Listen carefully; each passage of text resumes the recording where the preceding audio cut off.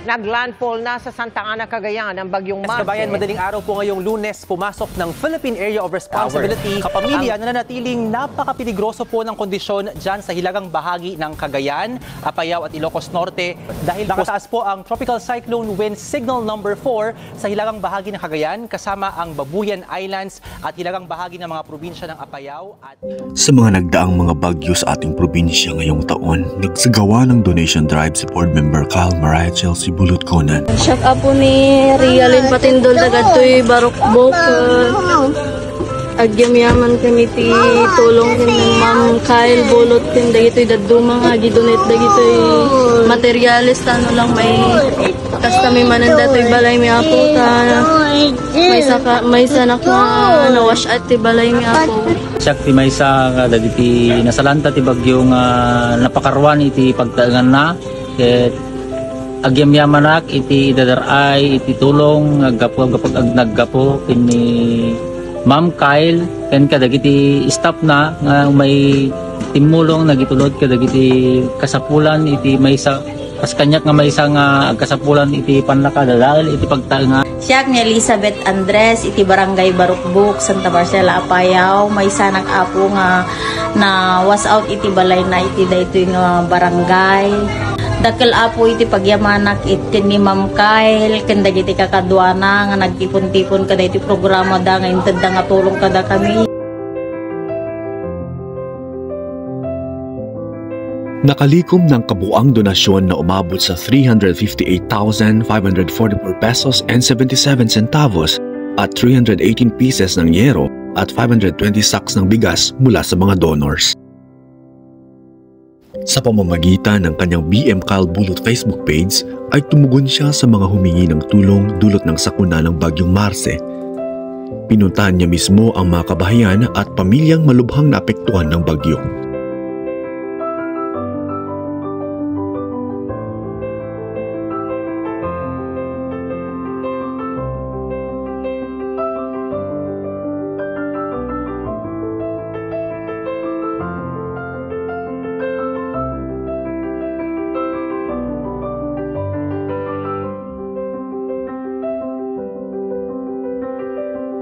Hindi lang siya tumugon sa mga nagpasaklolo sa Facebook, kundi nag-abot din siya ng mga kaparehong tulong sa mga nadadaan ng kababayang nasalanta ng bagyong Marce.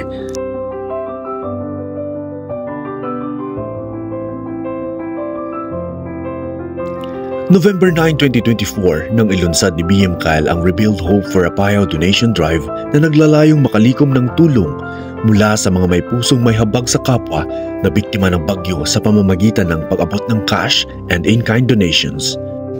November 11, 2024 nang magsimulang puntahan ni BM Kyle ang mga kababayang nagpasaklolo sa kanya sa Facebook. Ang mga biktima ay karaniwang nakakatanggap ng yero, pako at bigas. Lubos ang pasasalamat ni BM Kyle sa mga nag-abot ng kanilang mga tulong at ninanais niyang maayos ang mga nasalantang bahay bago pa man magpasko.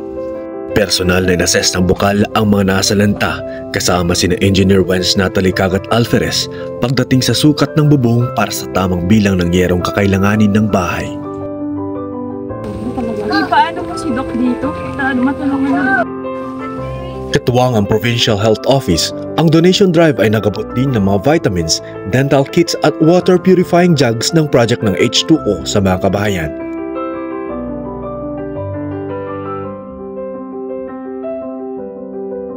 Isa si Nelson Caligan ng Tumugluna sa mga nakatanggap ng mga materyales para sa kanilang bahay at maging si Rachel Ann Agati na naging emosyonal sa kinahinatnan ng kanilang bahay dulot ng bagyo.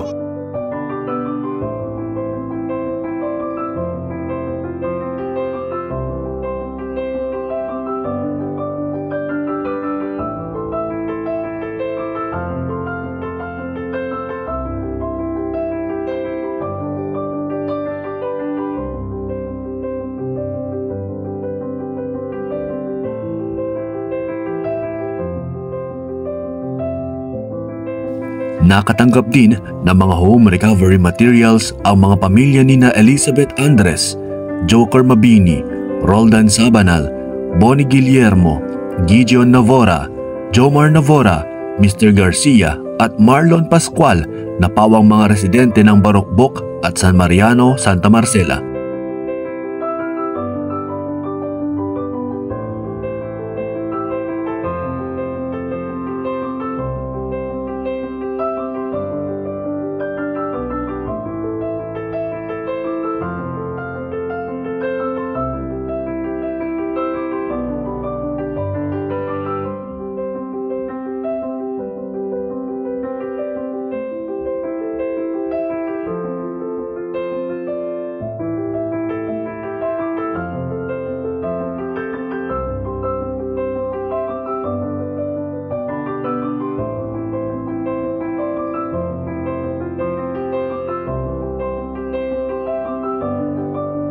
Sa kagustuhang matulungan ni BM Kyle ang isang residente sa San Isidro Sur, Luna, ay tumugon ng bukal sa hiling ni Marian Flores, isang concerned citizen ng Luna na nagdulog sa sitwasyon ng isang kapatid na Aita na nasalanta ng bagyong Marce, si Rosemary Guzman.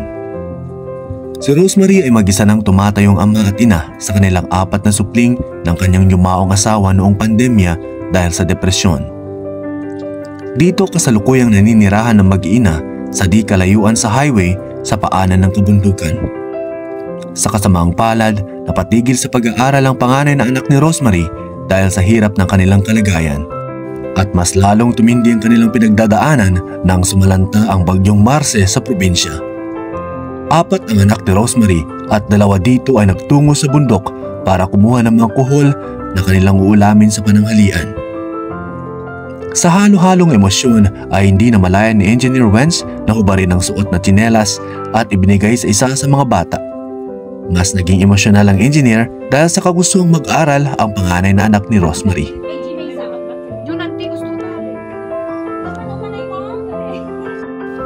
Kasama ang Provincial Health Office ay nakatanggap ng mga dental kits, water purification kit, vitamins at kulambo ang pamilya.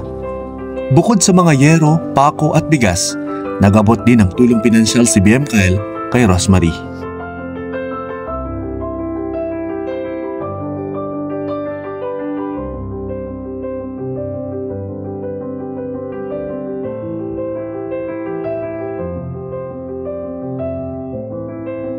Nag-abot din ng kaparehong material si BM Kyle sa kapitbahay ni Rosemary na si Evelyn Castillo. Dito din naman sa San Isidro Norte, Luna ay pinuntahan ni BM Kyle kasama ng team ni Dr. Mark Julin Calban ng Provincial Health Office ang pamilya ni Ian Taberna at ng mga kapitbahay nito. Base sa inspeksyon ng Team Kyle Bulot ay kinakailangang mabigyan ng kaparehong tulong ang mga kapitbahay ni Ian dahil din sa mga tirahan nilang nasira ng bagyo. Nakatanggap sila ng bigas, yero at pako at mga dental kits, water purifying kits, kulambo at mga vitamins para sa mga bata.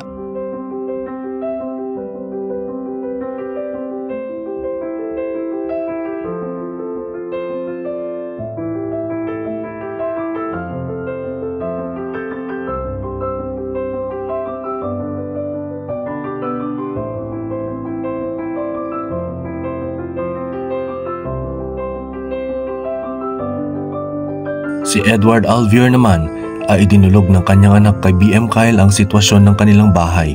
Dito dati nakatirik ang bahay ni na Edward, ngunit minsanang nawala dahil sa sakuna.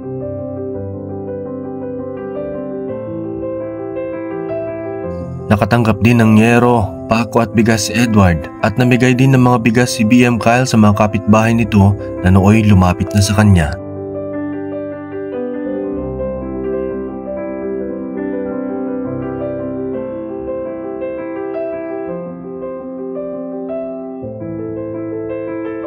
Nagpaabot din ng tulong si Board Member Kyle sa Aita Community sa Marag Valley sa Luna at iba pang mga residente nito. Lubos naman ang pasasalamat ng mga benepisyaryo ng donation drive ni BM Kyle sa tulong ng mga mabubuting puso sa likod ng kanyang adhikain. Thank you, Ma'am Kyle Bulot! Salamat!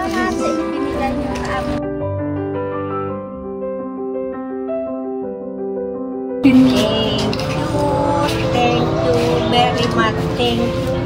Thank you.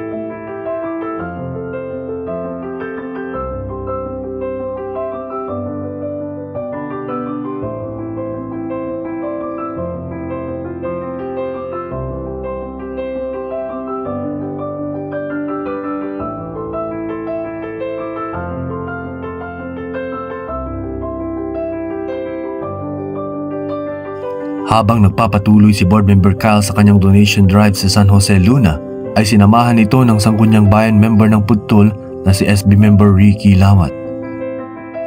Bumuhos man ang ulan, ay puspusan pa rin si BM Kyle sa pag-abot ng tulong sa mga nasalanta sa lugar. Nagabot din siya ng tulong pinansyal sa mga na-stranded na mga trabador sa San Jose na mula sa kalanasan.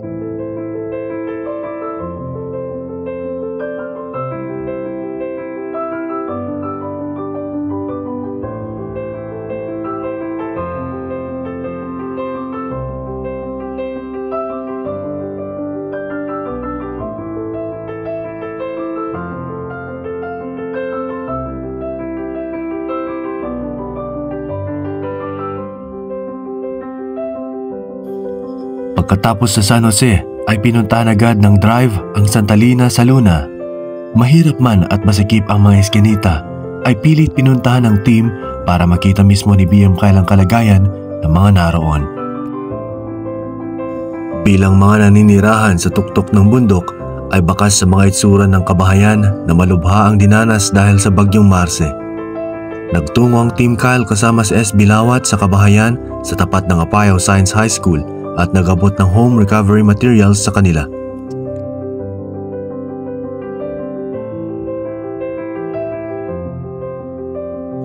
Liban sa mga ito ay naririto pa ang mga pamilyang natulungan ng Rebuild Hope for Apayao Donation Drive ni Board Member Kyle.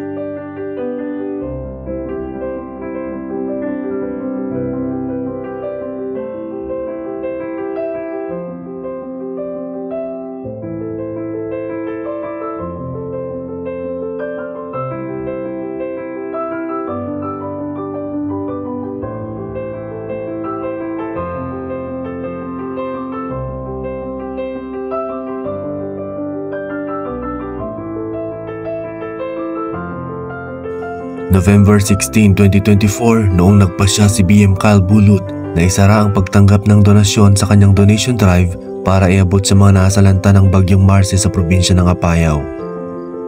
Dahilan ito ng pagbukas ng kaparehong programa ng provincial government ng Apayao na Rebuilding Apayao Materials Assistance Program for Typhoon Marce Victims sa pamumuno ni Governor Elias C. Bulot Jr. at Congresswoman Eleanor Bulot Begtang. Lubos ang pasasalamat ni BM Kyle sa lahat ng mga donors sa nasabing donation drive at isa sila sa naging dahilan kung bakit may ngiti sa labi ng bawat mamamayang Apayao ngayong holiday season. Maraming salamat po.